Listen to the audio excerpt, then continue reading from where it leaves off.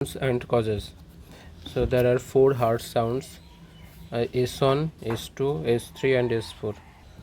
S1, S2, S3, and S4, and S1 heart sounds produce closure of AV valve.